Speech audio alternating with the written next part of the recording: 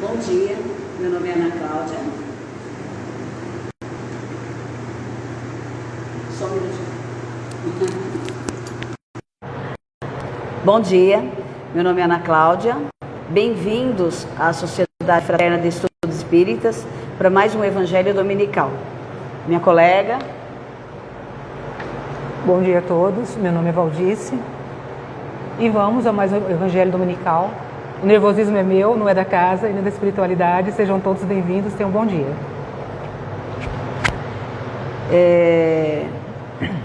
Então nós estamos fazendo o Evangelho de forma pela live, né? Pelo Instagram, que depois vai para o YouTube também, para o Face e vai estar à disposição de vocês, né?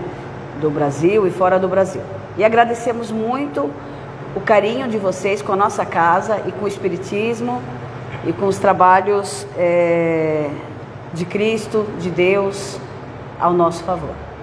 Então vamos procurar serenar os pensamentos, agradecer a Deus por essa oportunidade de aprendizado, agradecer a Deus pela oportunidade de colocar em prática os ensinamentos do Mestre Jesus Cristo.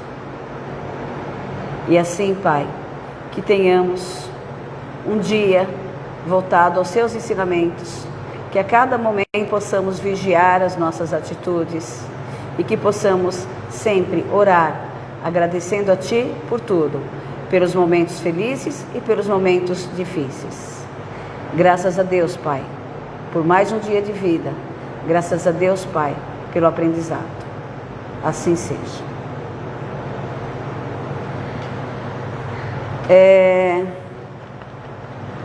O Evangelho segundo o Espiritismo. Allan Kardec. Novo Testamento. Os ensinamentos do Mestre Jesus Cristo. Hoje nós vamos ver o capítulo 26. Dai gratuitamente o que recebeis gratuitamente. O item é o item 5. Mercadores expulsos do templo, ou vendilhões. Eles vieram em seguida a Jerusalém, e tendo Jesus entrado no templo, começou a expulsar aqueles que ali vendiam e compravam. Virou as mesas dos cambistas e as cadeiras dos vendedores de pombos, e não permitia que ninguém transportasse nenhum utensílio pelo templo. Ele os instruiu também, lhes dizendo: não está escrito que minha casa será chamada a casa de orações por todas as nações? E no entanto, fizestes dela um covil de ladrões? O príncipe dos sacerdotes, tendo ouvido isso, procurou um meio de prendê-lo, pois temiam-no, porque todo o povo estava de admiração pela sua doutrina. São Marcos, capítulo 11, versículo 15 e 18. São Mateus, capítulo 21, versículo 12 e 13. Então, no item 5, eles nos traz esse ensinamento do Mestre, que ele chegou no templo e ele ficou indignado pelo uso do espaço religioso para o comércio. Agora, há um consenso na doutrina espírita, kardeciano, kardecista, como queiram, que esse comportamento não condiz com o nosso Mestre Jesus Cristo. Jesus era manso, Jesus era amor, era bondade, né, Val? Sim. Jesus jamais ia chegar num lugar quebrando tudo, empurrando, enxotando as pessoas. Ele chegou, ele deve ter se expressado, ele deve ter falado sobre essa questão, né? Agora vamos lembrar que a Bíblia ela está pautada, os evangelhos, há mais de 2000 anos atrás, né? Num povo que tinha um costume que é diferente do costume atual, né? E que a forma que os textos se apresentam a nós, né, que estudamos, que queremos aprender, né, como que a gente conduz os ensinamentos do Mestre, ela tem que ser muito estudada, porque a gente não pode ler o Evangelho ou a Bíblia ao pé da letra. Primeiro, que algumas palavras foram traduzidas de forma que não condiz com a nossa língua portuguesa. Aí dá um probleminha na interpretação. Então, há esse consenso na doutrina espírita, que esse comportamento não condiz com o nosso Mestre Jesus Cristo. Um comportamento bruto, impensado, insano, né? Então, o que nós temos que nos ater aqui é a questão assim, é o templo de Deus, é um lugar de estudo, é um lugar de aprendizado. Então, todas as nossas atitudes, né, Val, tem que estar focadas no objetivo, que é estudar e colocar em prática. Porque sem amor eu nada seria. O que adianta eu estudar, eu ser mansa, eu ser tranquila, eu venho na casa espírita, eu estudo tal, e não coloco em prática. Na hora que eu sou testada, na hora difícil, na hora da discussão, na hora acalorada, eu jogo tudo isso por chão e não lembro de nada que eu aprendi, né? Então, a nossa casa espírita e outras religiões, o foco é aprender e é praticar. Quer complementar, Val? Sim.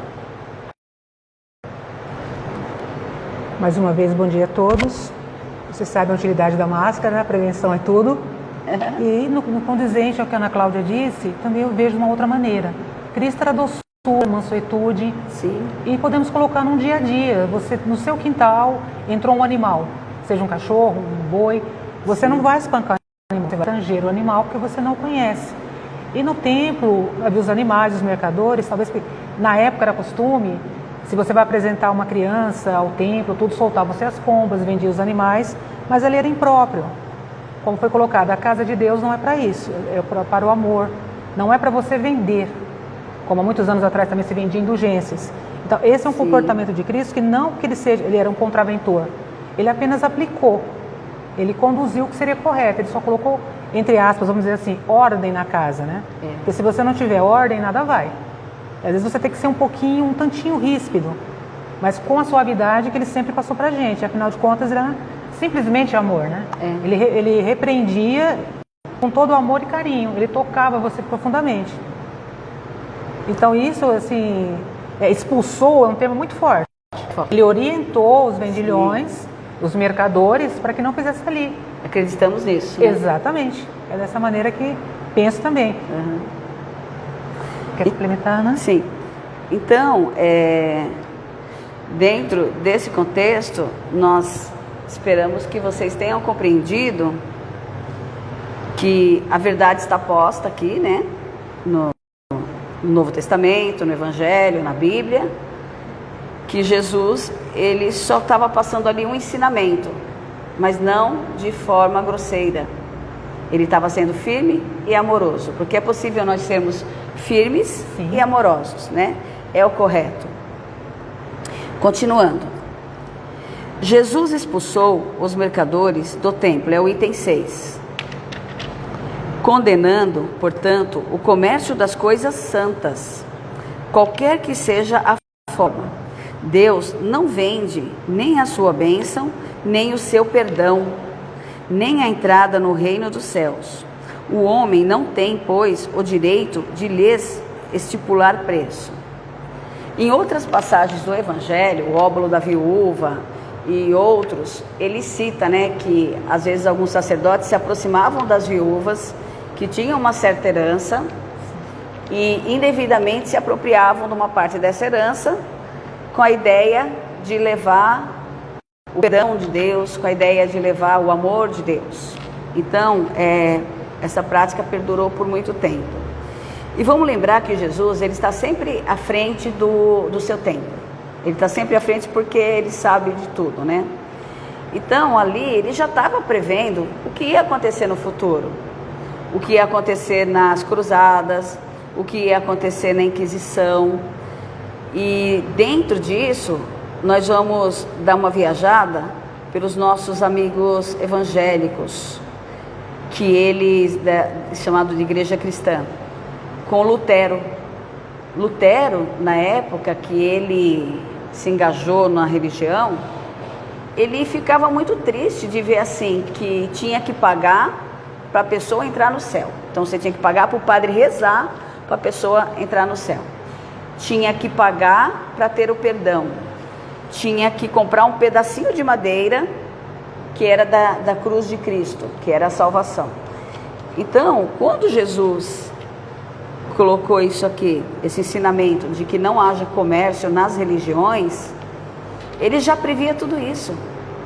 E como nós sabemos, os ensinamentos do Mestre, ele é eterno, ele tem mais de 2000 anos e vai continuar. Que é diferente das leis humanas, que elas são transitórias, que elas são passageiras, né? Na filosofia fala muito isso, as leis transitórias e as permanentes. E mais claramente, porque ela hoje, há tempo, ela é sempre atual, né, Val?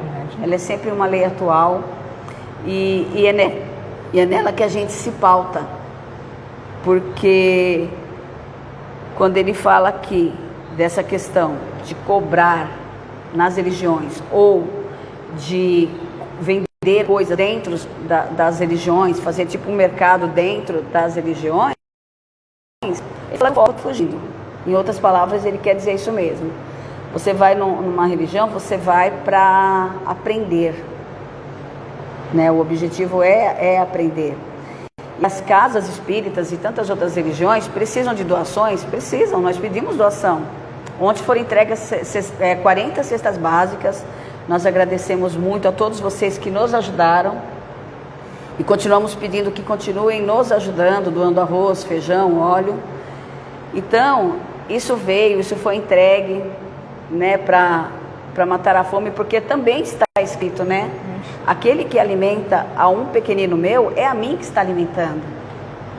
Aquele que veste a um querido meu, é a mim que está vestindo, né? Então é um trabalho totalmente voluntário e doa quem pode, né? Ajuda quem pode. E aí ele vai entrar aqui numa questão que eu pedi permissão para o André para entrar, que o nosso tema era mercadores expostos do templo e os vendilhões. E como nós somos kardecianos ou kardecistas, nós temos a questão da mediunidade gratuita, né? Que eu vou ler uma parte aqui para vocês. Você quer complementar mais alguma coisa aqui ou eu posso avançar? Só um minutinho, né, Cláudia? No quesito que você citou as doações, né? Assim, você colocou tantos anos o pão espiritual que ele não deve ser vendido. Porque nós recebemos os dons, né? Seja para fala, seja para escrita, tanta coisa. Esse nós temos que passar gratuitamente. No quesito, o alimento, o material que alimenta a carne, aí sim, há necessidade de colaborar com os nossos irmãos. Mas o espiritual jamais deve ser vendido. É isso aí. Então, mediunidade gratuita. Os médiuns atuais, pois os apóstolos também tinham mediunidade, também recebem gratuitamente de Deus um dom, aquele de ser o intérprete dos espíritos, para a instrução dos homens, para lhes mostrar o caminho do bem e conduzi-los à fé, e não para vender palavras que não lhes pertencem, pois elas não são produto de sua concepção, nem de suas pesquisas, nem de seu trabalho pessoal. Deus quer que a luz chegue a todos. Ele não quer que os mais pobres dela seja privado e possa dizer: não tenho fé, pois não pude pagar. Não tive o consolo de receber encorajamentos e testemunhos de afeição daqueles por quem choro, pois sou pobre. Aqui eu volto na questão do Lutero de novo, né? Sim. Que se vocês puderem assistir esse filme, Lutero, assistam. Ele é muito importante para o estudioso da Bíblia, para o estudioso dos ensinamentos do Cristo. Lutero, vendo toda aquela situação, e também na época a missa era rezada em latim, de costa para as pessoas. Aí ele começou a questionar, ele começou a protestar, né? Protestantismo, começou a protestar contra isso. Aí ele começou a traduzir a Bíblia para as pessoas. Olha, gente, que coisa maravilhosa, importante. Ele começou a traduzir a Bíblia. Ele começou a orar junto com as pessoas, orar pelos mortos, orar pelo doente, orar pelo sofredor, pedir perdão a Deus das ofensas. sem cobrar nenhum centavo, né? Eu não vou entrar nessa questão histórica, eu não vou me aprofundar, porque quem quiser se aprofundar, assista o filme de Lutero, é muito bom.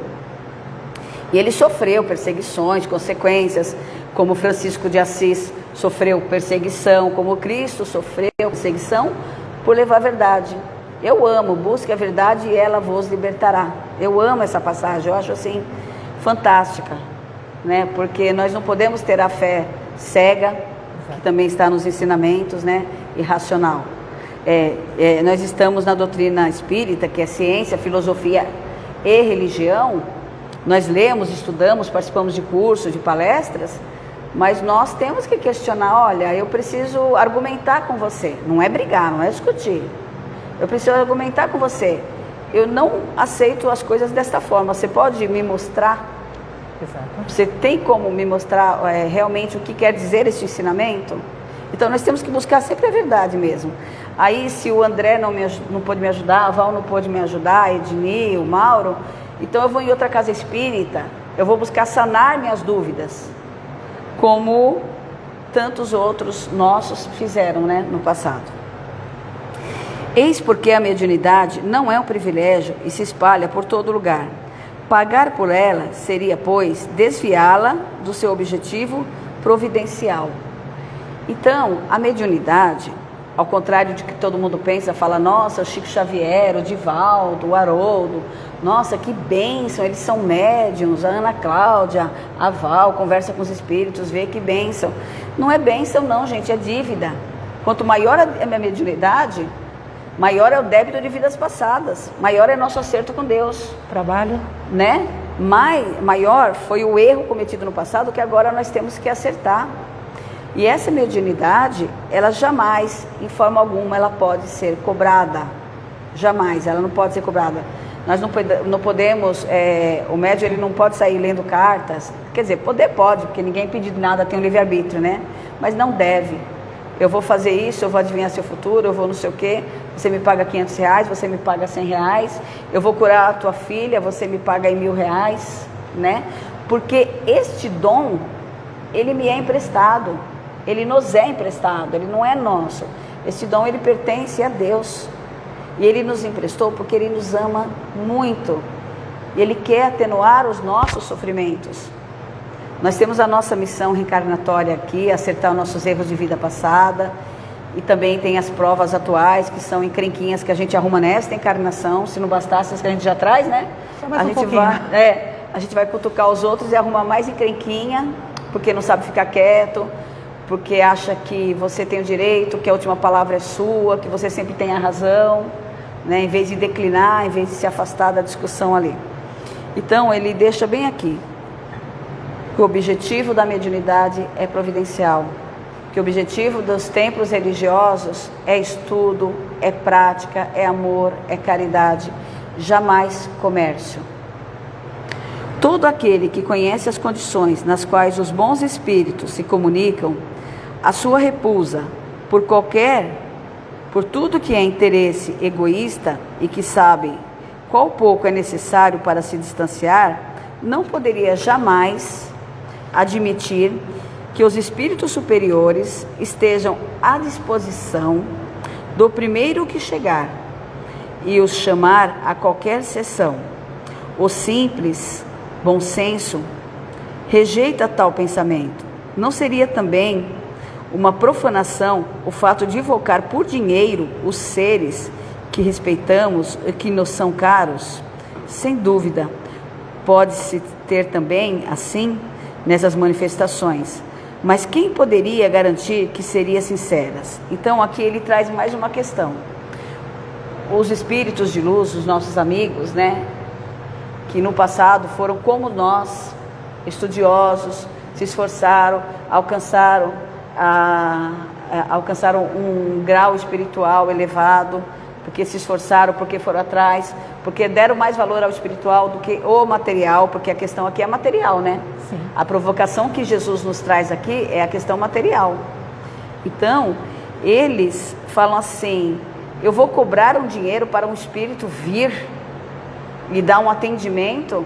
Esse espírito ele tem mais o que fazer, ele tem muito o que fazer. Então, dificilmente um espírito de luz virá numa atitude dessa. Vão vir uns espíritos zombeteiros, oportunistas, que querem até armar uma situação obsessiva em cima daquela pessoa. E ela acha que pagando e buscando orientações, ela vai estar sendo ajudada. E ela pode piorar muito a vida dela, porque ela não sabe quem é esse espírito que está dando ali as orientações. Um espírito de luz, é claro que ele vai estar ali perto, ele vai estar mediando, e se ele vê que algo muito grave vai acontecer, ele vai intervir sim, porque Deus nunca nos desampara. Mas o que nós temos que ter em mente é assim, o que me importa? É a vida material ou é a vida espiritual? Eu vou procurar alguém para saber assim, eu vou ficar milionária um dia? Eu vou ficar rica um dia?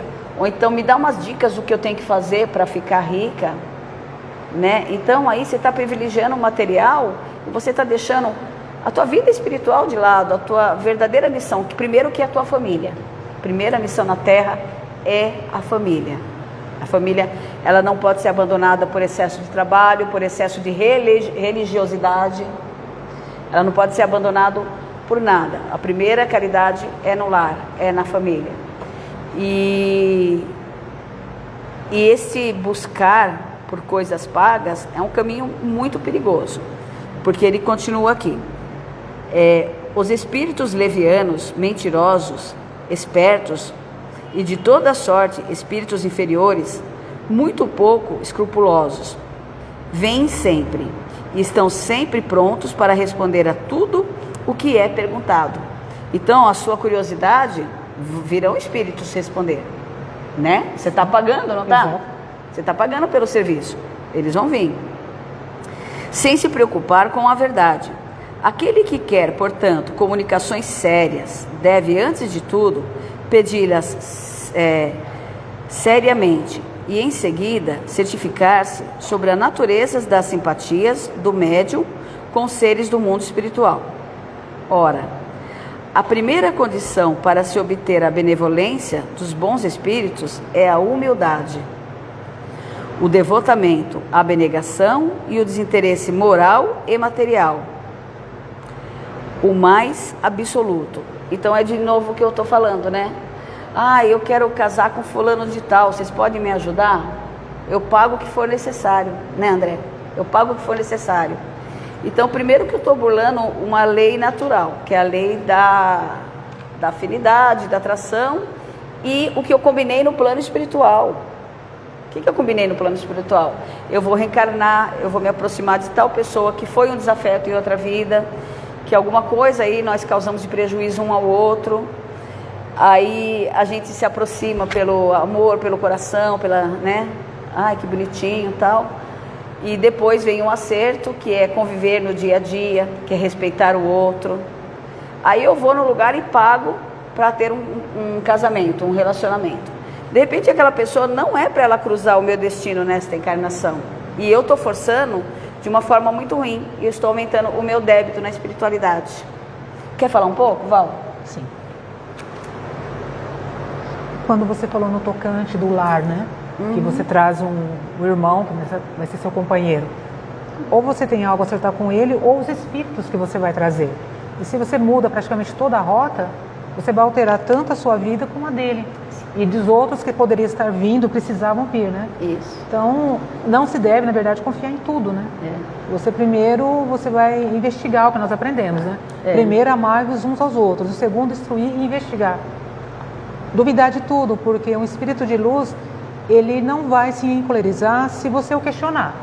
Um zombeteiro, você está duvidando de mim por quê? Eu não estou dizendo para você que eu sou cicrano, que eu sou beltrano, por que você não confia? Um de luz, ele não vai se irritar se você questionar.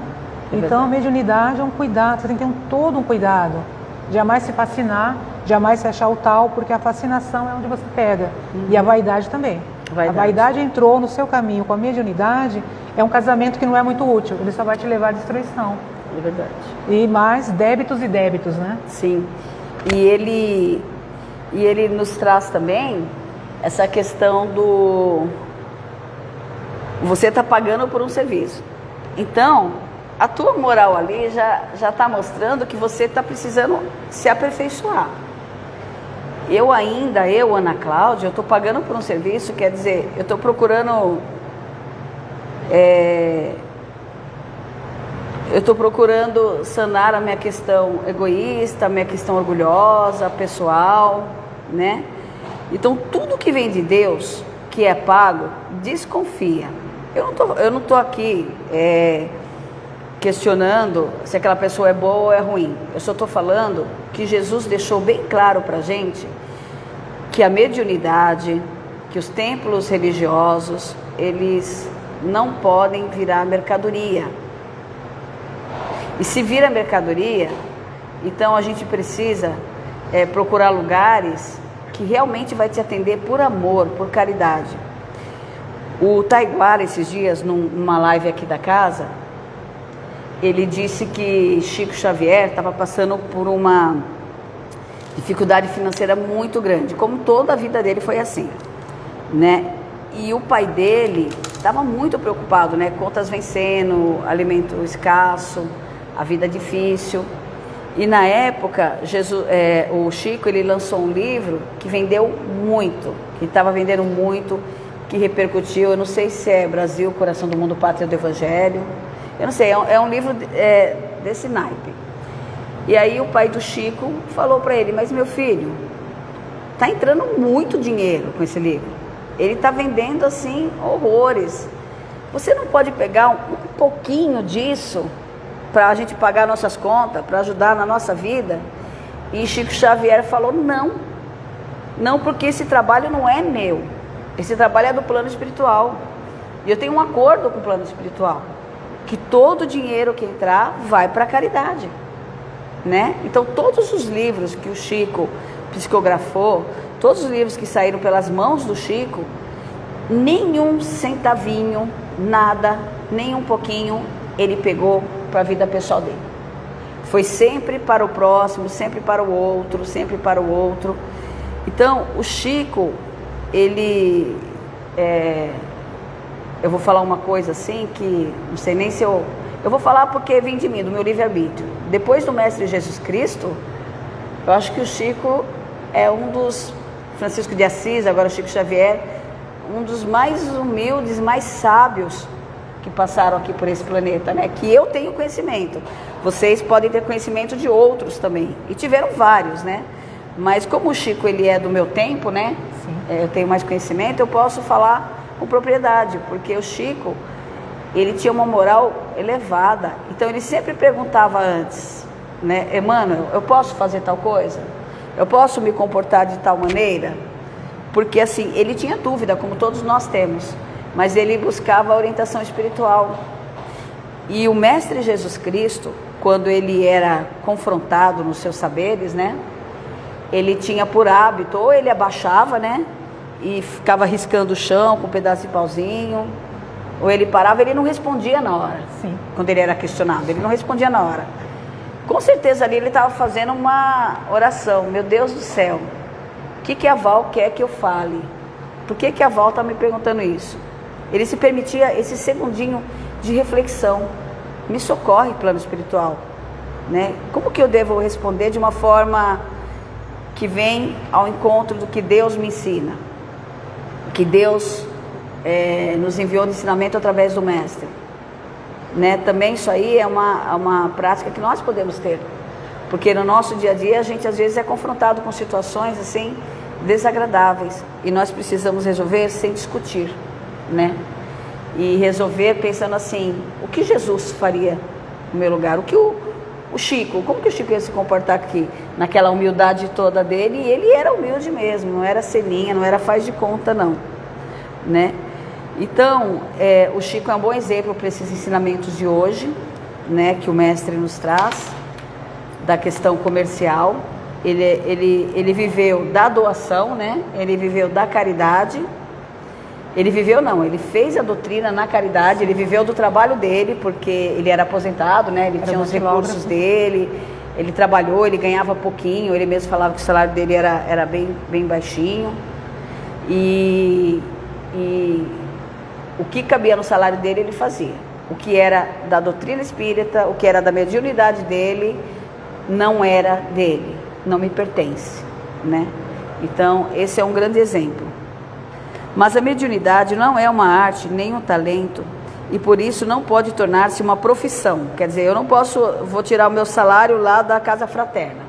Eu vou todo dia na fraterna, aí eu vou até pedir para morar num quartinho da fraterna, porque o pessoal está invadindo, está quebrando porta, está roubando. Vamos até rezar, viu, gente? Isso está acontecendo mesmo. O pessoal está invadindo a fraterna, quebrando porta, roubando coisinhas assim tolas, né? E esses nossos irmãos precisam de muita oração. Eles precisam do nosso amor, da nossa oração. Eles estão vindo aqui testar o nosso amor ao próximo, né? Eles vêm aqui, arrombam uma porta, quebram vidro, né? Sim. Levam as lâmpadas. Então eles precisam muito do nosso amor, da nossa oração. E é nessa hora que a gente vai colocar em prática os ensinamentos. O quanto eu posso amar alguém que me fere, que me machuca, que fere o meu patrimônio, né? Porque todo o ensinamento de hoje está voltado à questão material. Que peso que ela tem na nossa vida, o quanto ela pode nos embrutecer, quanto ela pode nos tornar ou pessoas sãs ou pessoas insanas.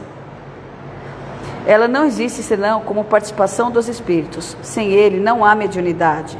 A aptidão pode substituir, mas o exercício é nulo.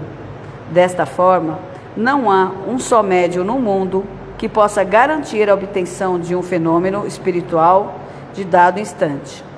Explorar a mediunidade é, portanto, fazer uso de uma coisa da qual não se tem domínio, que nem assim, eu tenho lá a minha mediunidade, né, tal, e assim, ao mesmo tempo que eu receber, pode ser retirado, se eu fizer mau uso, ou, dependendo da forma que eu utilizar essa minha mediunidade, ela vai me causar prejuízos muito danosos, que vão me causar muitas dores no meu desencarne, muitas dores na minha próxima reencarnação, porque nenhuma lei de Deus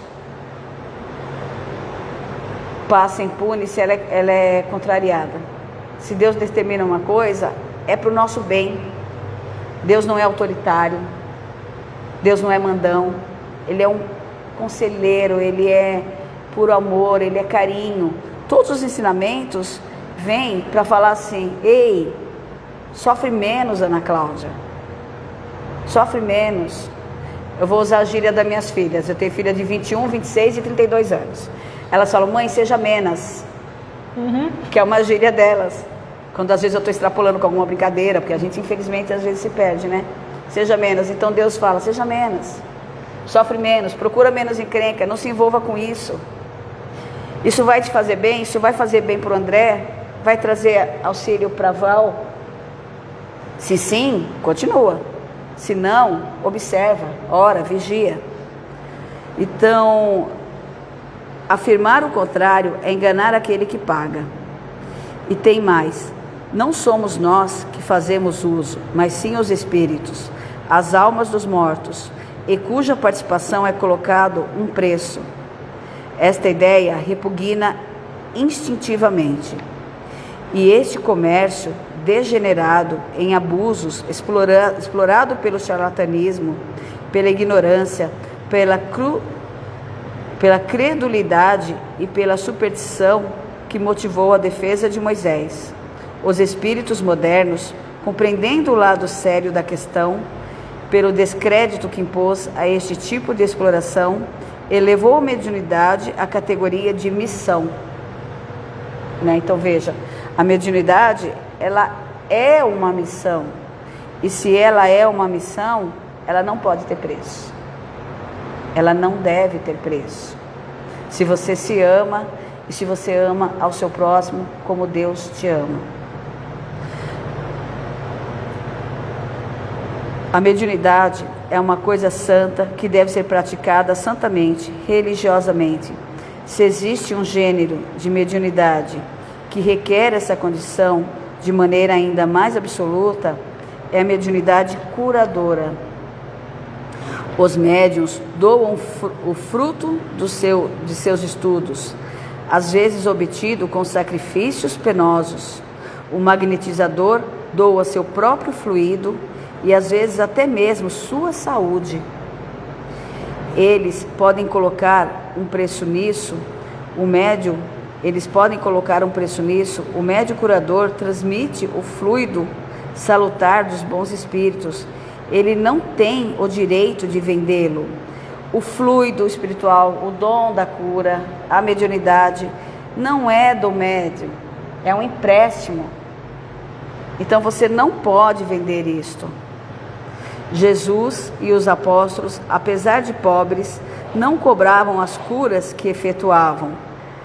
Aquele, portanto, que não tem do que viver, que procure o que necessita fora dos caminhos da mediunidade, que ele consagre, se for preciso, somente o tempo que pode dispor materialmente. Os espíritos levarão em conta o seu devotamento e os seus sacrifícios, enquanto se afastam daqueles que esperam fazer da mediunidade um modo de subir na vida.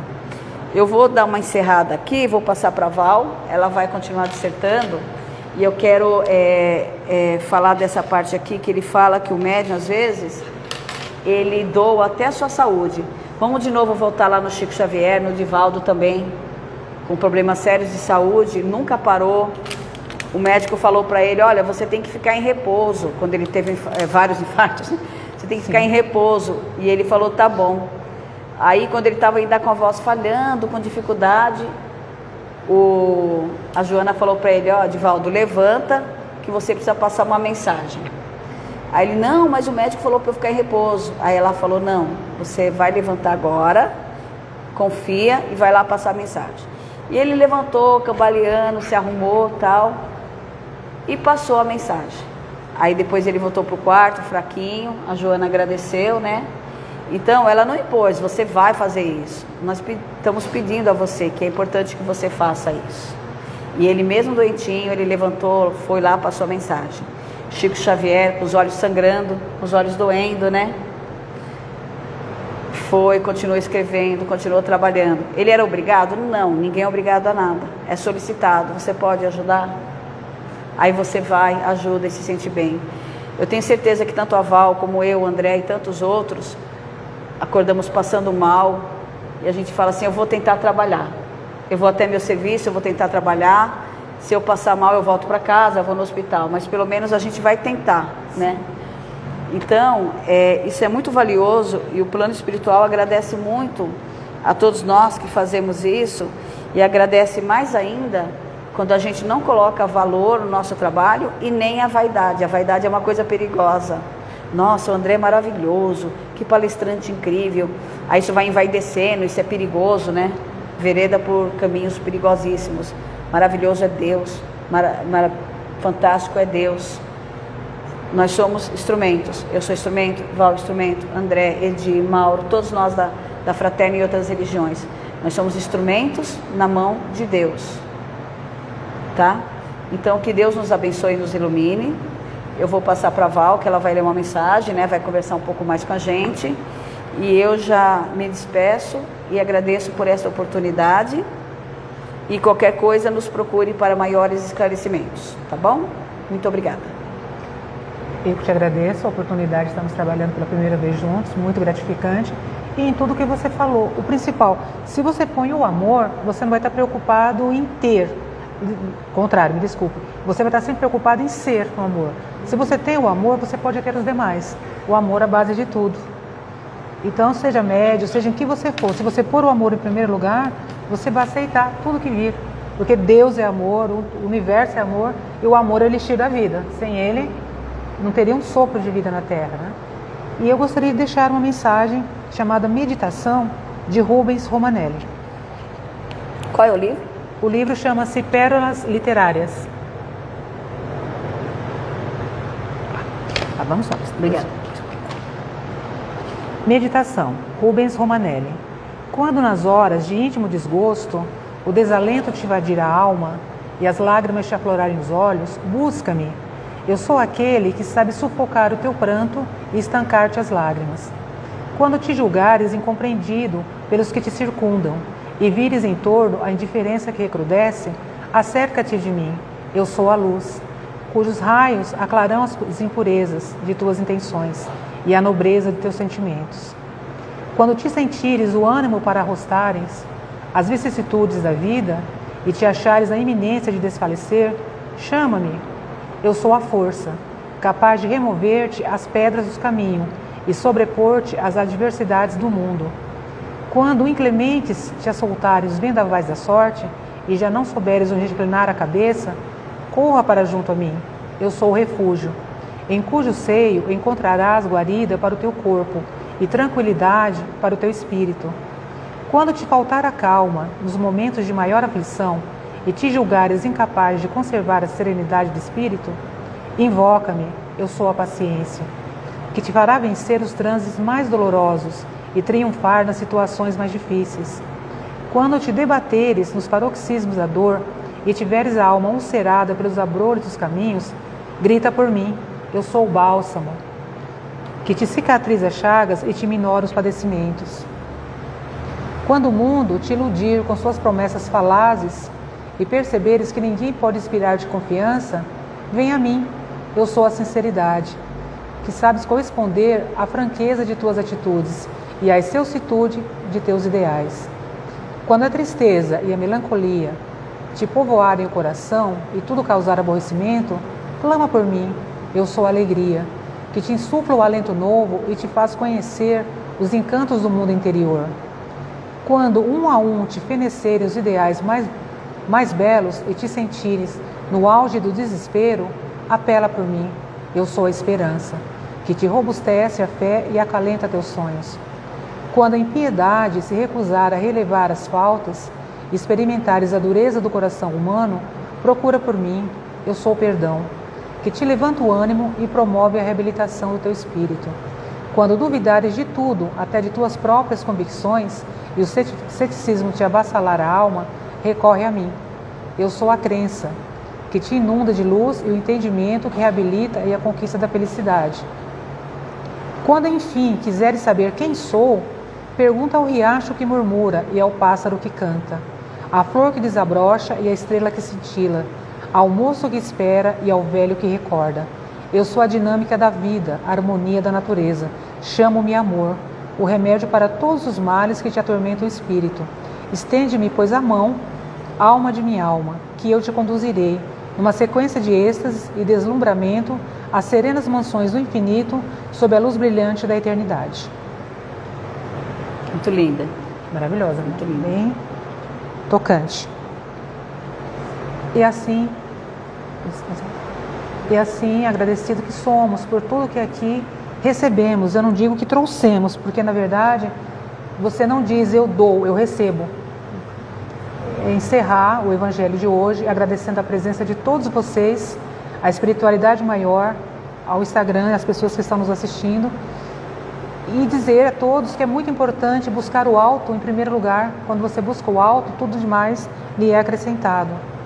E nesse início de semana, gostaria de deixar umas palavrinhas a mais, agradecendo por tudo que nós temos, pedindo à espiritualidade que nos fortaleça a cada prova, não pedindo a ela que nos tire, porque fortalecido nós iremos muito mais além, que nos dê ânimo, força, não só a nós, mas ao universo inteiro, por todo o momento que está passando, que possamos mandar ao universo luzes de amor, luzes rosas, azuis, douradas, para clarear. Não é a minha terra, não é a sua terra, é o planeta Terra, a minha casa, a sua casa e a todas as moradas do Pai. Porque nós só temos mesmo que ser gratos por tudo, pela alegria que nós temos, pelos momentos de dificuldade, porque tudo é um aprendizado para que possamos seguir em frente. E por isso e por tudo mais, só podemos agradecer.